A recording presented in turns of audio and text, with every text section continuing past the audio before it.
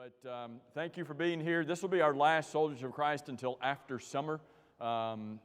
There's a few things happening the next few Sunday nights, and then summer hits us, and we usually take a summer break because there's so many folks in and out of town. So we will wait until after summer to pick back up with some of this. So we're going to try to wrap some things up, summarize some things as we finish this tonight. But as we're walking through the life of Jesus, and I know we haven't, how long has it been since we had Soldiers of Christ? A month? It seems like it's been several weeks since we've even been together on this. As we've been walking through this, there's certain things that we're trying to make sure that we pick up as we go so that we not only remember the stories, but we remember where they are, where they fit, what's going on around them.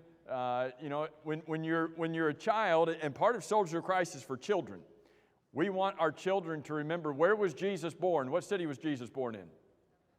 Bethlehem. What city was Jesus raised in? Nazareth. And so those are good key facts for us to remember. But when we get older, we want to see, why does all of that even matter? Why was Jesus born in Bethlehem? Why was he born in Bethlehem? Because there was a prophecy that said the Messiah had to be born in Bethlehem. Did Joseph and Mary, his parents, live in Bethlehem? Okay. Well, don't you usually like to have your children wherever you live? I mean, ask Brent and Andrea if they like having a baby when they are out of town. That was not very fun. When they were they in North Carolina, South Carolina? You want to be home, right? When you're having a baby. You think Mary would have liked to have been home? Closer to home?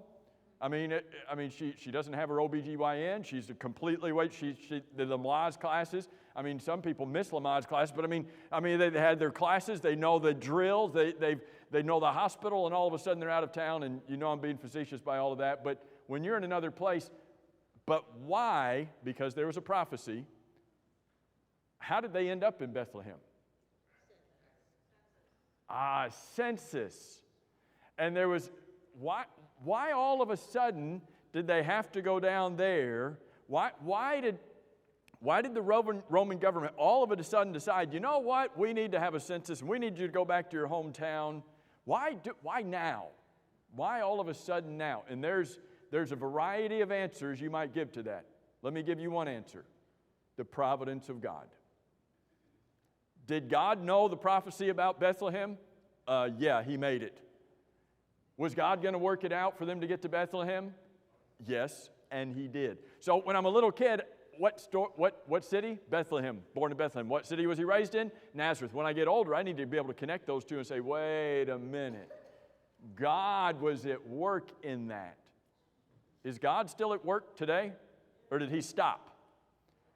We don't have miracles happening today, so some people think, well, there's not miraculous events, so God's not working anymore. Oh, yes, he is. Still at work in our lives. And so we're trying as we go through this, let's pick up some key facts, memorize key facts, know them, but let's put them together and see how do they fit. So, Matthew chapter 4. First 11 verses, what happens in Matthew chapter 4? You got your cheat sheet, it's called your Bible. You got your cheat sheet, what happens in the first 11 verses? Good, the temptations of Jesus. I knew you were thinking, I read your mind. So the first 11 verses are the temptations of Jesus. All right? And then he begins what we call his Galilean ministry. All right? Now, do I have a map? I think I've got a map. So, he's baptized. I know we keep going over this, but I want to make sure we get it. Here's Judea down here. Galilee up north. Samaria in between. Did the Jews like going through Samaria? No way, Jose. Nor or anybody else. They go over here on the east side of the Jordan and cross over. They don't want to go through Samaria. But down here, here's your Bethlehem. Where's Nazareth? Is Nazareth in the same neighborhood? I mean, it's like Palm Beach Gardens and North Palm Beach, right? I mean, they're right next to each other? No, I don't think so. Here's Bethlehem of Judea down here. Here's Nazareth way up here. They're not anywhere close to each other. How would you like to be pregnant and ride a donkey down there? That would be fun, right? No, I don't believe it would be. So, what was I even talking about? Oh, Matthew chapter 4. So Jesus is baptized down here in the Jordan, tempted in the wilderness here, and then Jesus heads up to Galilee. And Jesus spends a lot of time preaching up in Galilee. And so that's where we are in Matthew chapter 4, when Jesus comes across some men who are fishing. What are the name of the 4 men who are fishing on the Sea of Galilee? Peter, Andrew, James, and John. All right, you got that, David? 4 men fishing on the Sea of Galilee. Peter, Andrew, James, and John. I used to think that they were the only guys that were out there. They weren't. Josephus indicates that around that time, that fishing, there would have been more than 300 fishing boats on the Sea of Galilee. It wasn't just, Jesus didn't just come across, oh, look, here's some fishermen. What a day. There were fishermen all over the place. All right, so what I want us to look at tonight is this idea of, some people use this term of discipleship, which is a term that can be kind of vague. What does that even mean? But what does it mean to be a disciple of Jesus? When you hear the word disciple, what does that word mean? A follower, okay? So a disciple of Jesus is somebody who follows him. What else does the word mean? Not just a follower, a student, a learner. So there is, Josh sang the Builder song in Promotion Sunday this morning. You all know the Builder song? The wise man built his house. Now, what made the wise man the wise man? He did 2 things. He heard the sayings of Jesus, number 1, and then he did it. What made the foolish man the foolish man? 2 things.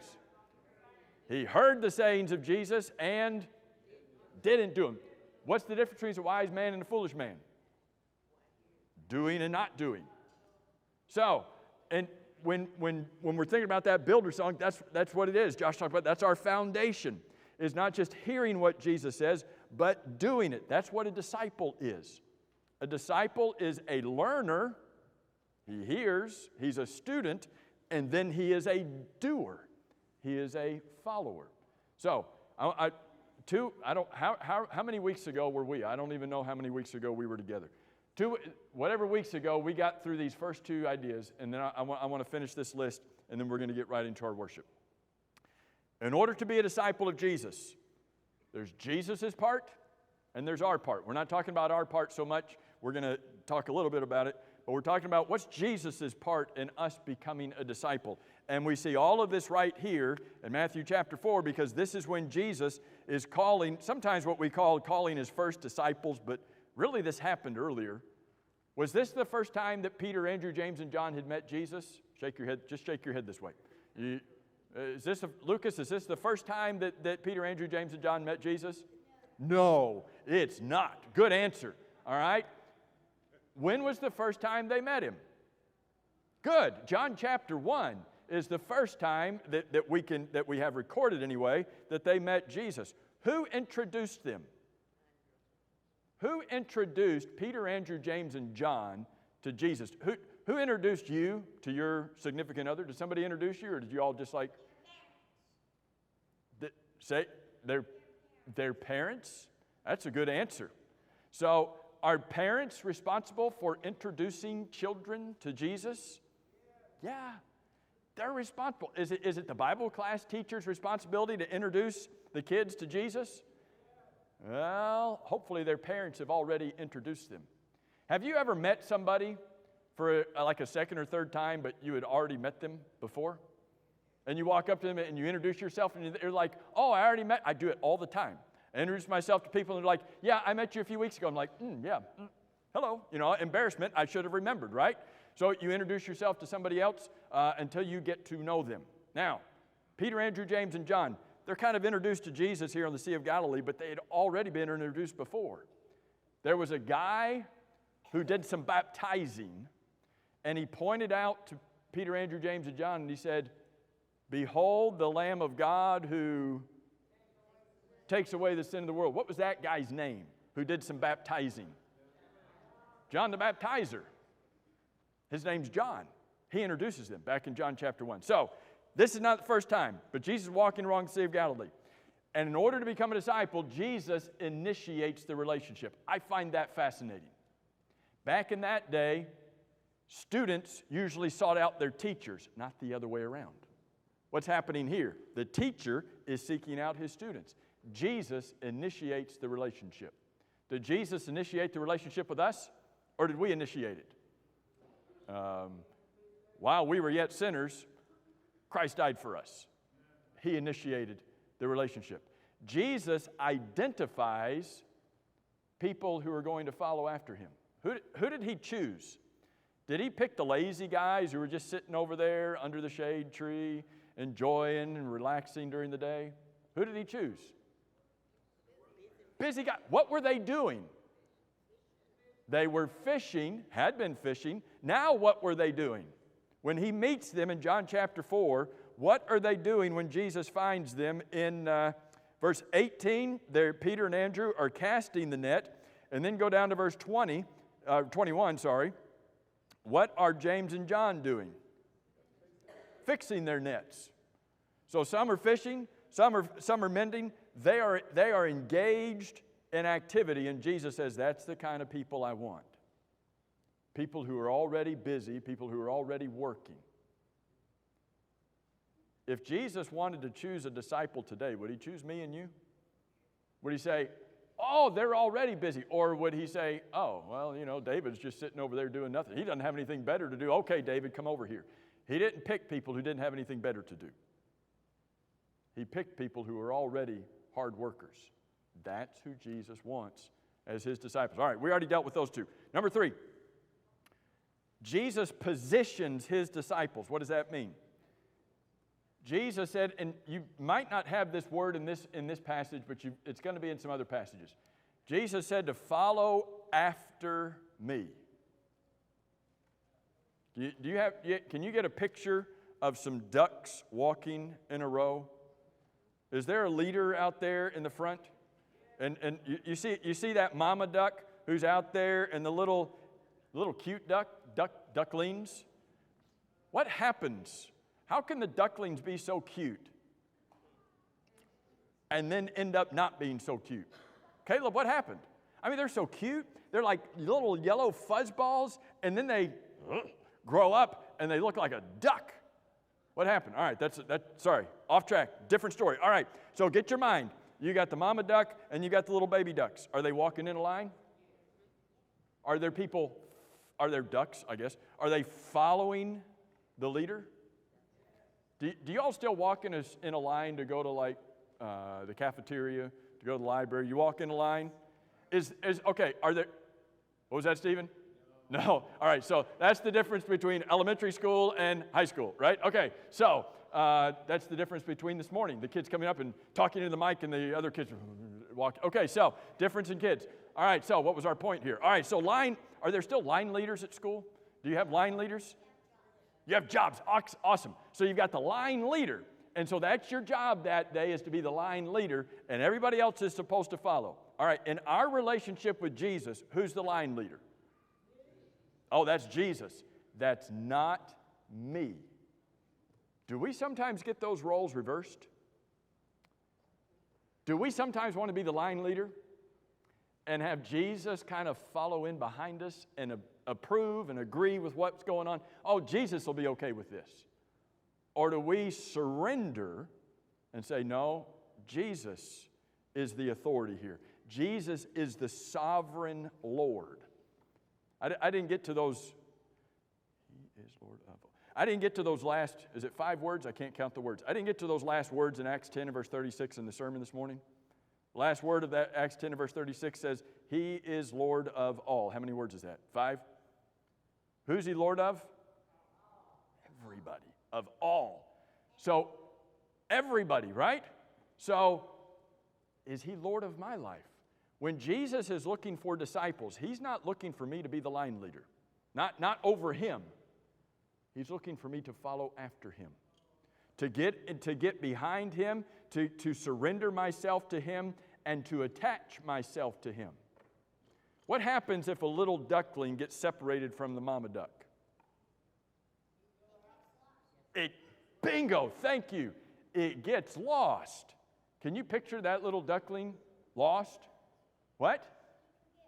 He could get hurt. Or stolen. Wouldn't want that. So what does that little duckling need to do above everything else? What does that not just follow after, but to stay close to and attached? Levi, what you got, bud? Say it again. He's got to find his mommy. When that little duckling gets lost, what's the most important thing? Finding mom, getting that connection back. When Jesus says, follow me, do we need to be attached, connected? What if we veer off course? What's the most important thing? Getting back on course and attaching ourselves to him and getting back where he wants us to be. Jesus positions us, not before him, but after him. Now, this is kind of tied into this, but look at what he says. Who does he say to follow? Does he say to follow John the Baptist? Follow Jesus. Jesus says, follow me. The word follow doesn't just mean get in line, buddy, but it means to do what I do, to imitate me, to pattern yourself after me. Is that hard sometimes? Do we like to pattern ourselves after others? We like to fit in. We like others to accept us, and so we allow ourselves to be poured into a certain pattern or mold to go along with. And Jesus says, here's your pattern, here's your mold. Is it going to look like everybody else? If I pattern my life after Jesus, is it going to look like everybody else? It's going to look different. Are people going to know that I look different? I mean, if you, So, Stephen, if you went to school tomorrow and you walk into school and you've got a loud red and pink plaid suit on, all right? Yeah, I'm sure you've got one of those in your closet. You've got a jacket and you've got pants that are just plaid, red, and pink, all right? Would anybody notice you? I mean, maybe, I don't know, maybe everybody else in school's got red, plaid, and pink or what. Would anybody notice you, or would it be like, oh, well, you know, he just kind of blends in with everybody else? If I live the Christian life, do I blend in? I don't blend in. Now, is it my purpose to blaringly stand out and push myself? No. But should I look different? Should people say, there's something about him, something about her. She doesn't talk like everybody else. Doesn't laugh at the same jokes that everybody else does. Doesn't go to the same places we do. And it's not necessarily that we're just blasting ourselves at them, but by our conduct. 1 Peter chapter 2 and verse 12, Titus chapter 2, verses 8 and 9, all over the place in the New Testament. If I live my life in holy conduct, people who want to say something bad about me will be like, I can't say anything bad about him. And they might be put to silence when they see us living out our holy conduct. So Jesus says, position yourself where? In front of him? No, after me. Pattern yourself after me. So that's in chapter 4, verse 19. Follow me, and I will make you what? Fishers of men. Now, I think we said this the last time we were talking about this. Some of you, I know, go fishing. Right, Paul? Some of you go fishing. Lisa, I'll ask Lisa. Lisa, is Paul's style of fishing, is it hard work? Oh, maybe I shouldn't ask a wife. That's not a fair question. Is that hard kind of fishing? It's leisure. I mean, I've never been fishing with Paul. Josh, you've been fishing with Paul, right? I mean, would you say it's leisure, or is Paul? Yeah, okay. He says it's leisure, Paul. So you know, you're out there to have fun. All right? Were Peter, Andrew, James, and John, are they out there to have fun? Well, sure. I mean, fishing is fun. They're working, right?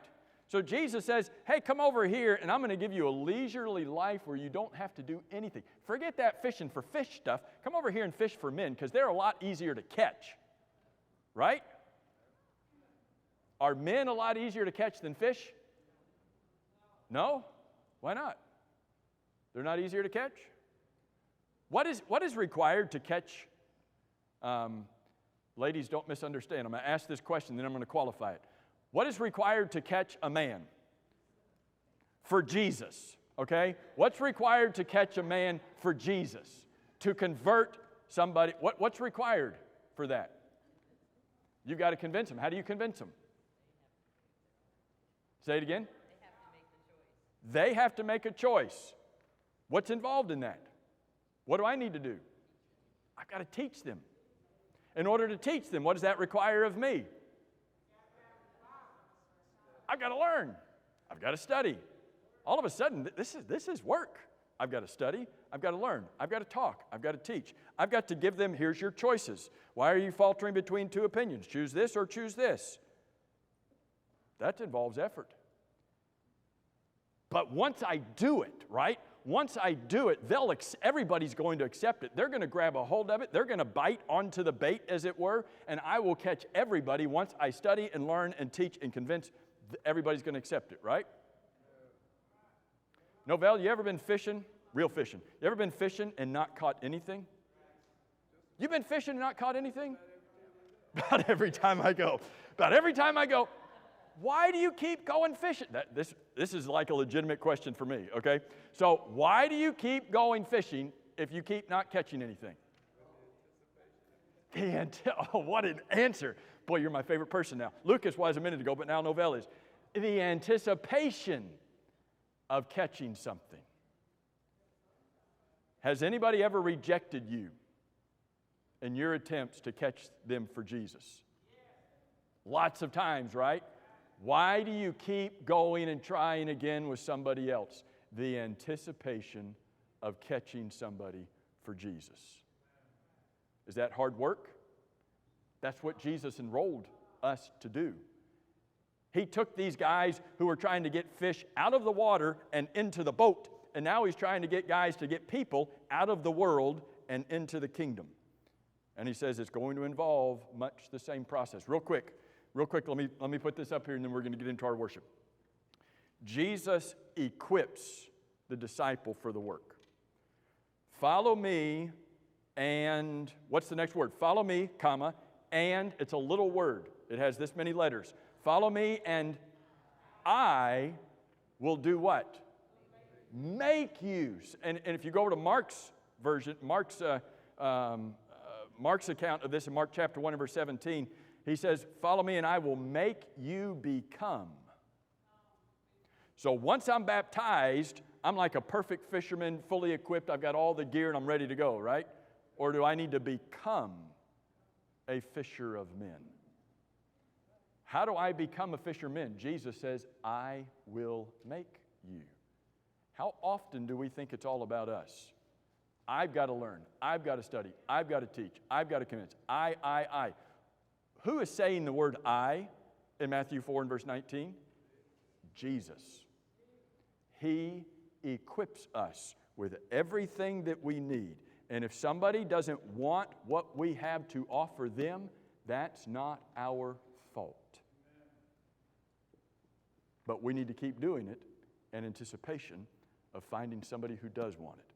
That's what's involved on the Jesus side, Jesus' part in making us disciples. Perhaps after the summer, if we get back on this, we'll talk about, okay, what's my part in this?